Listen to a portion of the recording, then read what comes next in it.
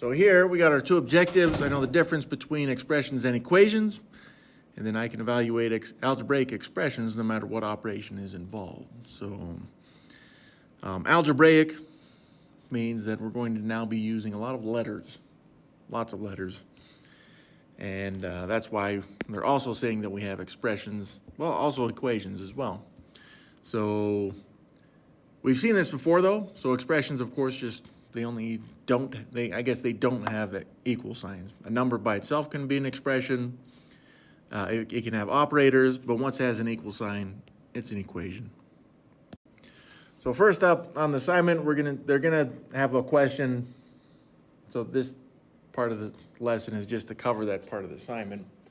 But they're gonna be like, just name everything that would represent a quantity. Well, a quantity is where you're dealing with something or a situation where you can numerically represent it. So how many rooms are in the building? A quantity, because that would be numeric, right?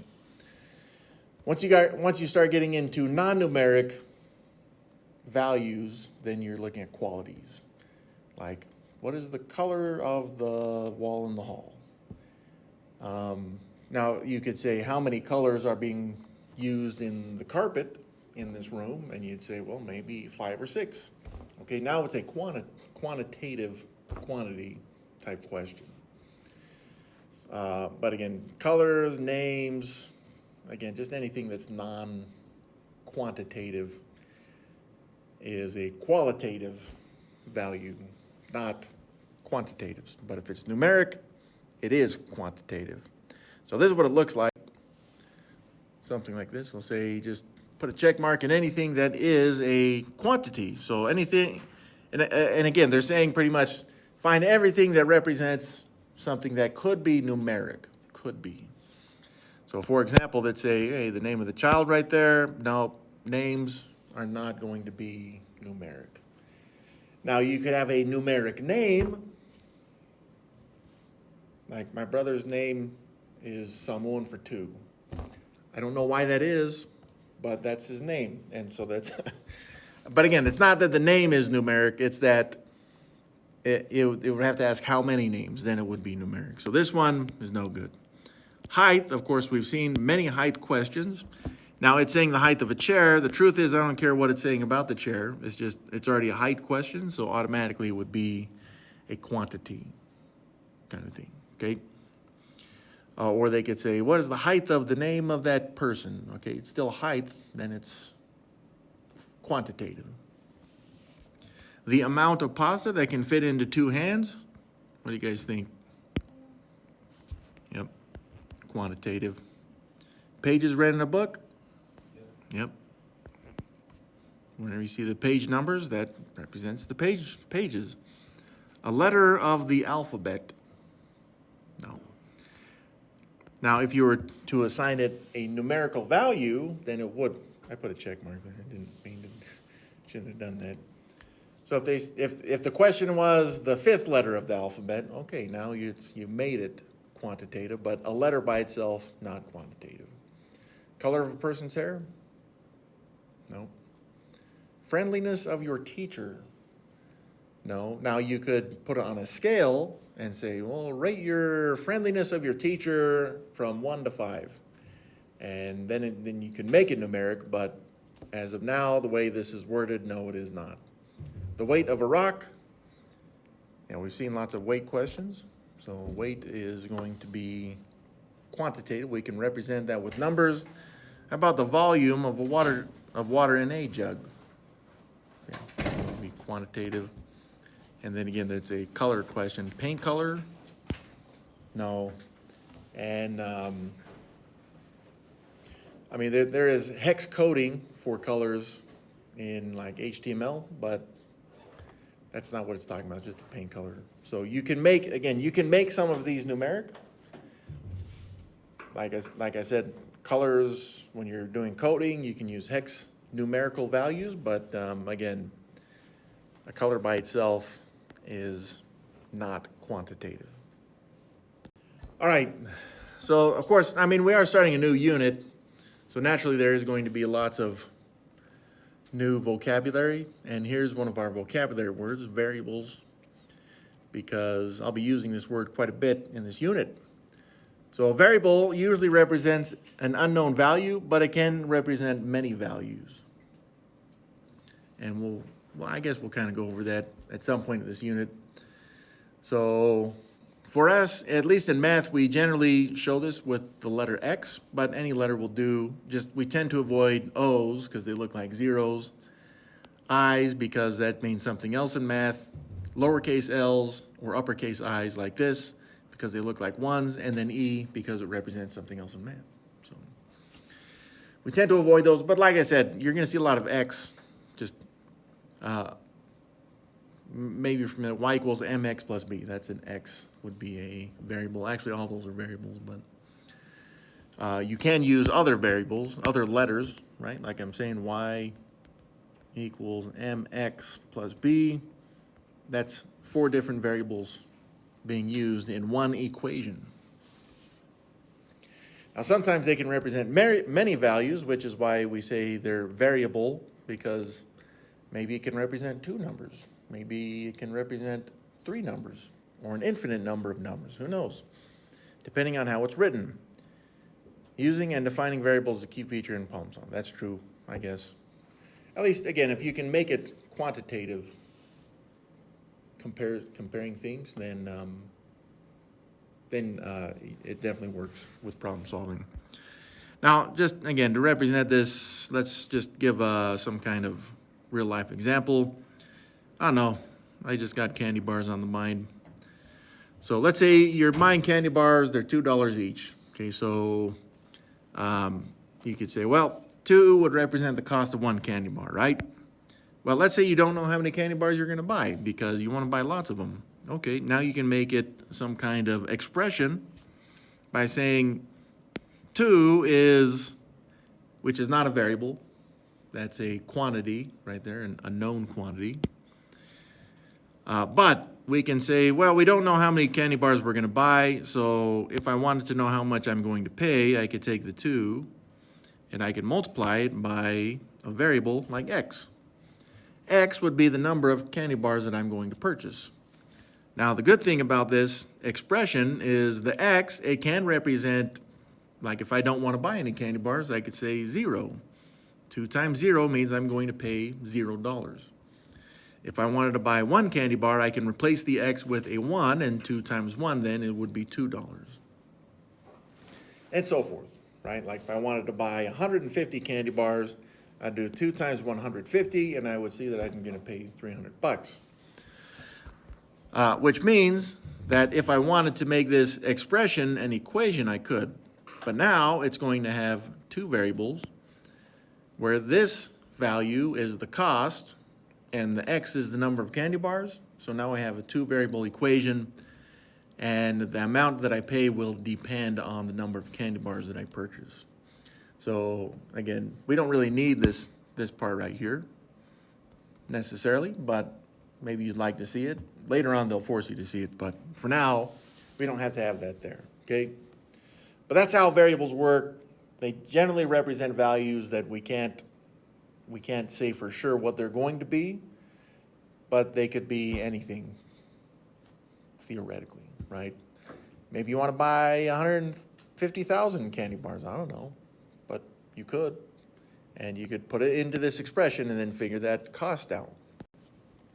So we're going to look at algebraic expressions like the one we just saw, right? We just saw 2 times x. Now, this time I'm writing this a little different on purpose because remember, there are situations where we do not have to show the multiplication sign. In addition to that, if you're using x as a variable, chances are you do not want to show the multiplication with an x because otherwise this looks like 2xx or 2 times times. And now that still could read, by the way, 2 times x, but it's not usually good to show the multiplication with an x, especially when you're using the letter x as your variable. So that's a recommendation. You don't have to, but it's a recommendation because it can get pretty confusing with lots of x's. So that reads, right now, this reads 2 times, again, we don't show the multiplication, but 2 times x. 2 times x. And that would be an algebraic expression. So what they're going to do is they're going to give us numbers to put in as the variable, which in this case is an x. But they may have expressions with 3, 4, 5 variables. Sometimes they'll just have one variable, but you'll see it 3 or 4 times in the same expression. But whatever value they say, to replace that letter with whichever number they say to replace that letter with, let me make sure I said that right. Whichever value or number they say to replace the letter with, that's the number you replace it with. So again, the letter is representing a number, some kind of number, okay? And that's what we're gonna do. After that, once you replace the letter with a number, then they call that evaluation or simplification. You just solve it. I said solve, but technically speaking, they wouldn't say solve. I'm getting more deep into this than necessary, but one of the professors here got really mad at me when I said solve, and yeah, I know, it's like there's a whole level of nerdiness out there that you can't even comprehend, because I don't even comprehend it. It's like math nerds, dude. Evaluate, simplify. I may say solve sometimes, just know that I mean evaluate and simplify if you're that kind of nerd, but whatever, okay? So if this is the expression, they may say, hey, go ahead and evaluate this expression. This is what it may look like. But again, up here, they would say something like, hey, x equals 1 or 10 or 105. I don't know. They just, whatever that is, again, then you'd say, oh, this x, I now know that it represents the value 105. So I replaced it with 105. Then you say 2 times 105, or maybe you don't show I'm saying 105, but it's 105. 2 times 105, which is 210. That's it. That's all we got to do. But again, they may give us lots of different letters to put in there. Here's our first expression. Let's get a number there. X equals negative what? So x equals negative 5. This is the expression. It says find the value of each expression. So they're not saying evaluate or simplify, and that's okay too. In fact, we kind of saw a problem like this on the last exam, right? But it wasn't an x. What we're going to do, just like I've been saying, we're going to take that x and we're going to replace it with the x value that they've given us, which is this, well, I guess we chose it negative 5. Now, in doing this, because like we saw on the last exam, we have to be careful, especially when we're working with negatives. So right now, we're going to say, hey, replace the x with negative 5. The mistake that students make is they'll say, hey, look at this, negative 5 to the power of 3. Now, if you evaluate this as it is, you're going to get the same answer as you should if you had written it correct. Do you guys remember why? Let me try to rephrase this so that I can, yeah. Let me just clarify, just to be sure. The way that I have it written right now is incorrect.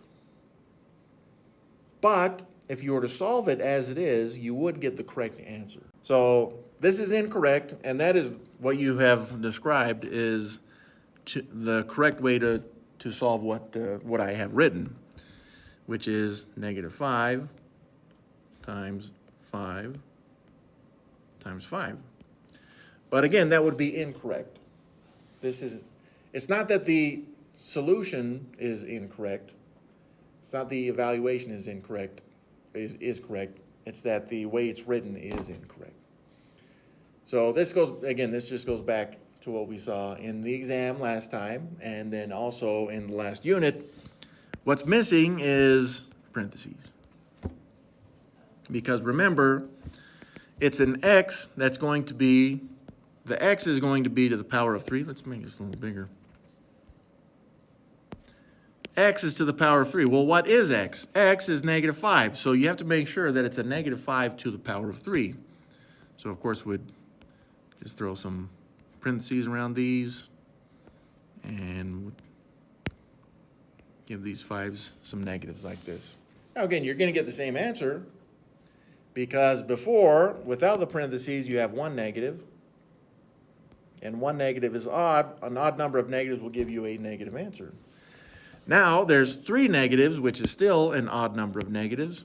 Therefore, you will still have a negative answer. But now we got to do some multiplication, right? Now, of course, you could do this on calculator if you wanted to, but 5 times 5 there is 25. And then if I multiply it by this last 5, again, notice I'm not doing negative 5 times negative 5 because we already know the answer is a negative. But now I would do 25 times 5, and 5 times 5 is 25, carry the 2. 5 times 2 is 10, but add the 2, 11, 12. So applying the negative means we have an answer, an evaluation that is negative 125. So if, let's say that,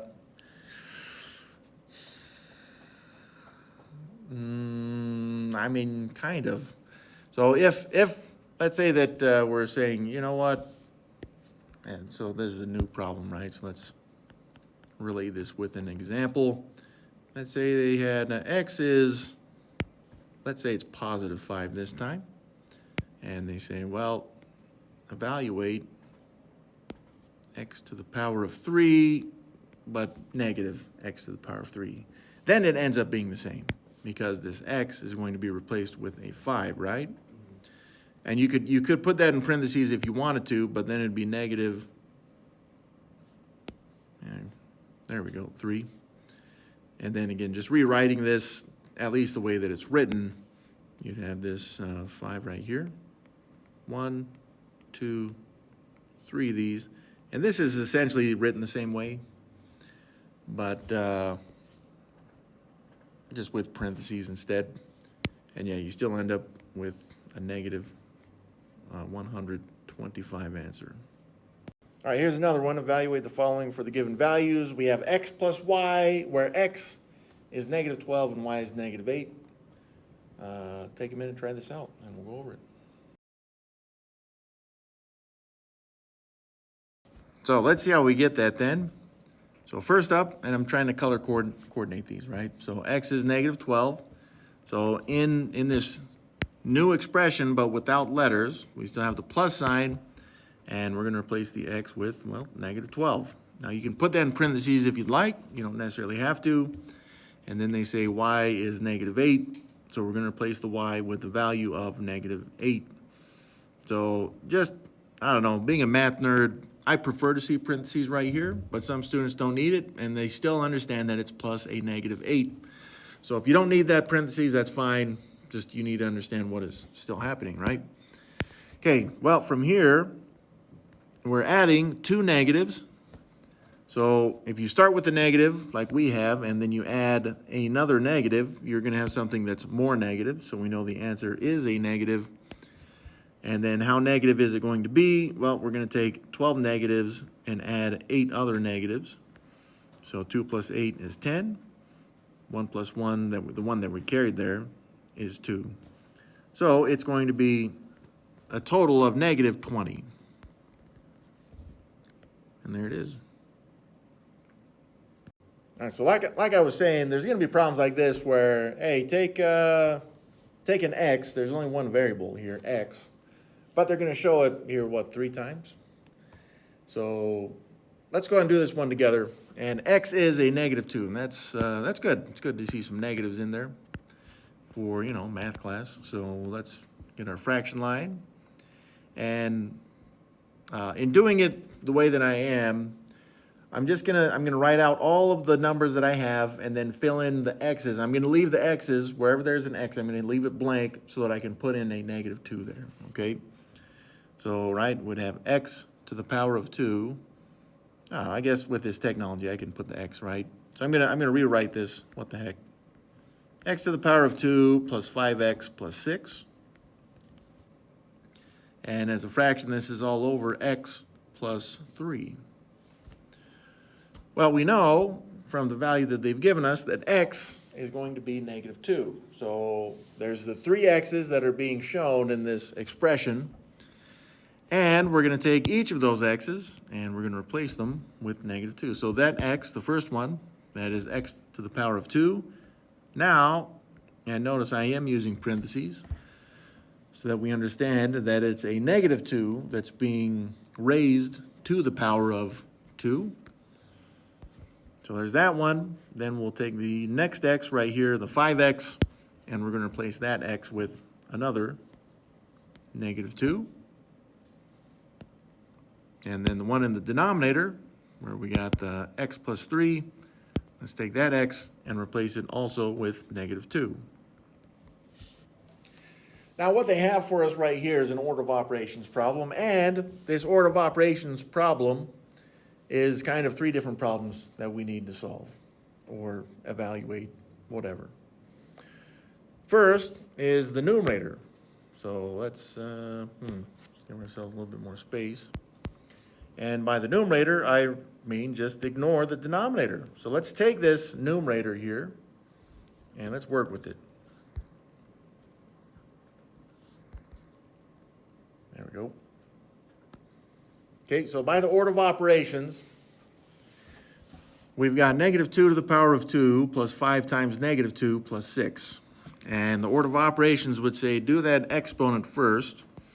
Okay, so we're going to take negative 2 and multiply it by itself, negative 2. There's 2 of them being multiplied together.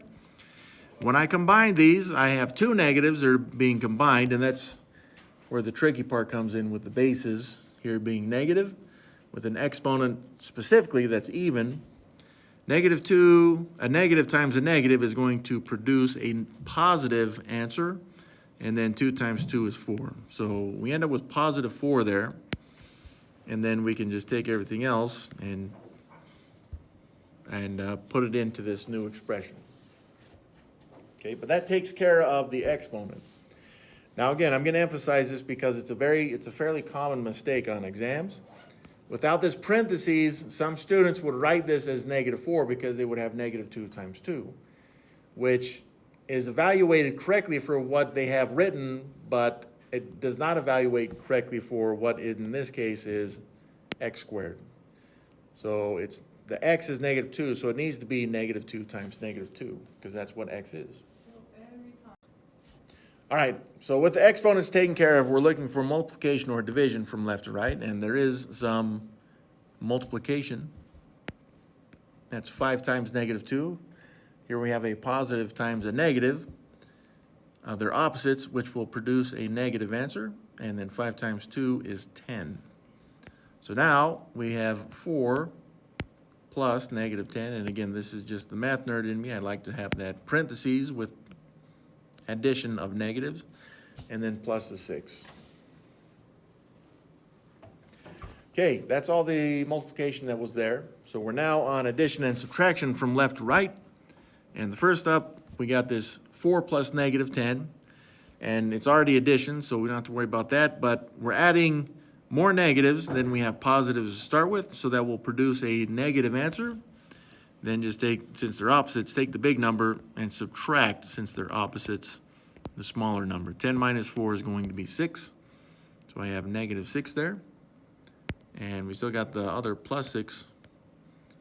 Oh, okay. Hopefully we kind of remember this, but those are opposites. When we combine opposites like this, direct opposites, with addition, it's going to be 0 right there. Now, of course, you could say, well, you have the same number of positives as negatives, so it's a 0 pair as well. That's fine, too. And we'll need to remember 0 pairs for this unit, this module, because we're going to be seeing them quite a bit. So as of now, that is my new numerator after evaluating all this stuff right here. I didn't expect to get 0 there, but what do you do? I'm just trying to think if we had used negative 3, would that have done the same thing? I guess whatever. 9, 15, no, well, mate, I guess it would have.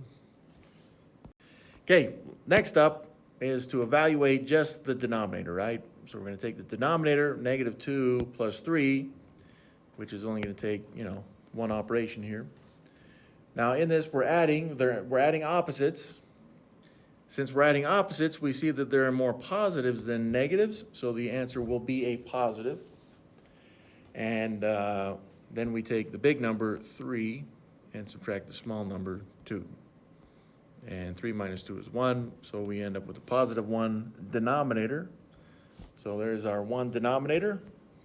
And so we've done two parts of the problem. We've pretty much done two problems in this problem, but we saw the last problem, which is 0 divided by 1, and 0 divided by anything is always going to be a 0. So that's our evaluation there. So here's another, we got W, so there's one variable, but it's showing up twice again. So W is going to be negative 3. W to the power of 2 minus 2W plus 5. Again, just take a minute, try this one out, see if you can do it, then we'll go over it. So for this one, W is negative 3. Now again, I'm going to rewrite this exactly as it is, but I'll come back and replace the W's with that negative 3 afterwards, because I can't erase this. This one's just part of the slide. Okay, so W is negative 3. So here's a W. Now again, that base is going to be negative 3.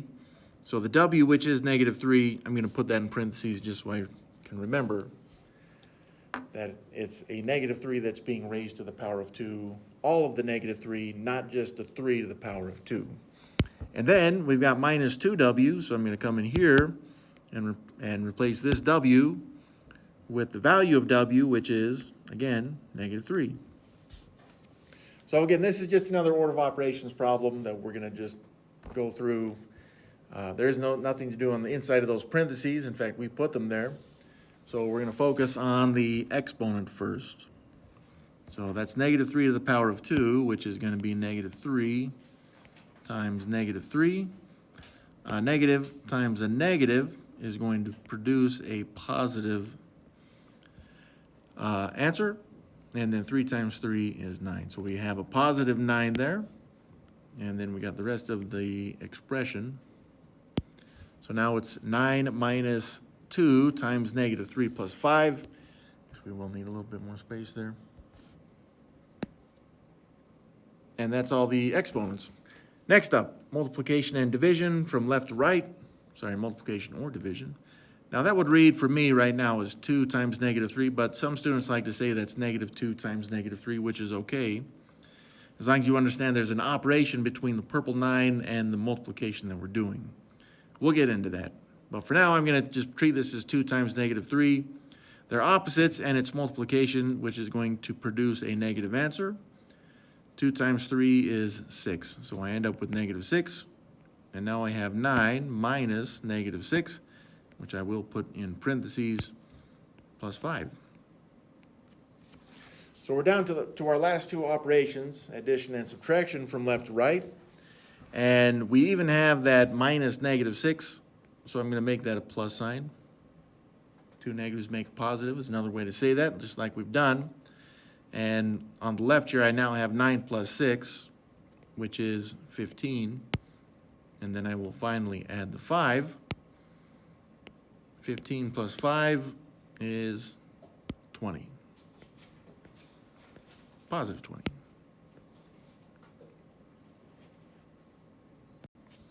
Okay, can just take a minute, go over this one, then we'll go over it together.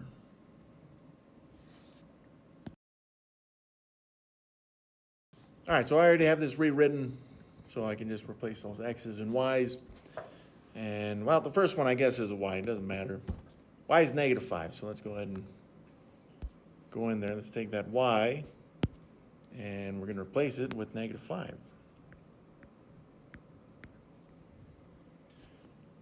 And then we're going to take the X, which is 2, and let's replace the X with 2. So X is now being replaced with a 2. Now, I am putting parentheses around that positive 2 because I need to understand when I look at this, and it's going to help me to understand, with the parentheses that I'm not looking at negative 22, I'm looking at negative 2 times 2 to the power of 3. Okay, so we have replaced the letters with the numbers that they gave us. And with that now, we are ready to do the order of operations. And there's quite a bit going on here. In fact, I'm going to show this multiplication right here because I have some space for it. And we'll just kind of throw this one in right there, just so we can see the operations. Because the last thing we want, and this generally tends to happen on exams, students will be like, oh, negative 2 times 2 is negative 4, and then they'll take negative 4 and raise it to the power of 3. That's not what we should do. That would be out of order. So we need to make sure we stay in order, and we would look for anything to do on the inside of the parentheses. There's nothing to do there. It's just numbers. And now we'll move straight into exponents. And there's 2 exponents. I've got the exponent of 3 and 2 with bases of 2 and negative 5 respectively. So we're going to take that, we're going to start with the 2 because I'm going to go from left to right. That's 2 times 2 times 2. So there's 3 2's there. And first up, the 2 times 2 is 4, and then the 4 times 2 is 8. So I now have 8, and it's going to be negative 2 times 8 minus 4 times the negative 5 in parentheses to the power of 2. So I rewrote that so I could put that multiplication sign in there. Hopefully it looks a little better. So that's one of the exponents. The next exponent is negative 5 to the power of 2. So again, that's going to be negative 5 times another negative 5, 2 of them. And here we have a negative times a negative, which is going to produce a positive. 5 times 5 is 25. So that's kind of small. Positive 25. So now we've got negative 2 times 8 minus 4 times 25. So that's all the exponents. Now we're looking for multiplication or division from left to right, and there is multiplication here on the left. Negative 2 times 8. A negative times a positive will be a negative. 2 times 8 is 16. So as of right now, we've got that, and then we got the minus 4 times positive 25, and we got 4 times 25 right there. We'll just do the work over here. 25 times 4. 4 times 5 is 20, carry the 2. 4 times 2 is 8, but add 2, 8, 9, 10. So that's 100. So we've got negative 16 minus 100. And when we combine these, well, really what we would do is we would want to show this as negative 16 and then the negative 100. I mean, you can, you don't have to, of course. And then you just make it plus the negative 100. Keep, change, change. Now we see that we're working strictly with addition and would say take these 2 negatives, add them together. So if you start as negative and add another negative, you're going to end up with something more negative. So there's my negative sign. How negative is it? Take the 2 numbers and add them together. That will tell us how negative it is. 0 plus 6 is 6. 0 plus 1 is 1. Drop the other 1. And we get negative 116. And that's it. All right, we'll do this one together. And, well, we saw the one already with the fraction line like this. So here's another one for us. It's nice. But this one has 4 variables. And the only number they've put into the expression itself is the exponent 2. You know, there's other numbers which we'll find out in the next section. So once again, I'm just going to rewrite this and then we'll go and replace those numbers. Okay, there we go. Okay, they have also given us values for each of these letters or variables, starting with A, is 6. So there's only one A in the expression. And again, I've rewritten that so I can replace it. The A is now 6. You're welcome to put that 6 in parentheses if you'd like, but you don't have to. Remember, this is just going to end up being an order of operations problem. The B is 4, so I'll make that purple, and I'll replace that B with 4.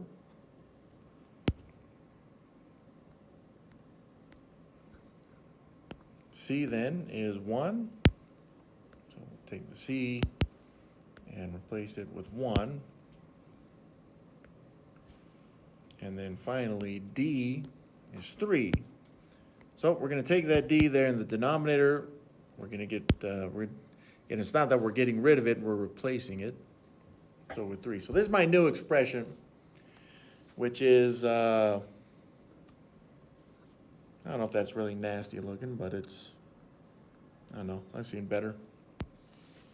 But again, it's 3 problems kind of separated or combined into one problem. So let's take the numerator and let's solve it just by itself. So to start out, we have the parentheses. And yes, there is the exponent, but let's just focus on the parentheses. That's 4 minus 1, which is 3. So now that's in parentheses. We got 6 times that 3, but that 3 is to the power of 2. So we did the parentheses. There's only the one number in there. Now we have the exponent of 2, so we're going to take that 3 and multiply it by itself. 3 times 3 is 9. And I'll keep that in parentheses just so we know it's multiplication. And we'll multiply that by 6. So 6 times 9 is going to be I almost said 72, 54. So that is the numerator as of right now. And of course, there's nothing to do with the denominator. It's just 3, so I guess it doesn't have 3 parts like the last one. There's no other operations in the denominator, but there is division, right? That's that fraction line is division for us. So I'm going to go back to some long division here because, well, I like it, even though most students don't. Okay. And let's see, we'll use green. 3 goes into 5 once. 1 times 3 is 3, so we used up 3 of the 5. We got 2 left over. Drop the 4. 3 goes into 24 8 times exactly, nothing remaining, which means after this division, 54 divided by 3, we end up with 18. That's it. We're doing order of operations all over again, but the extra step is you got to start with this, and then you just replace the letters with the numbers that they give to us. Although in some later classes, they'll be like, hey, you can solve for those, and they'll give you a way to do that. But usually there's only maybe 1 or 2 variables there. So if you feel good about that order of operations lesson pretty much, then that's it for 4.1.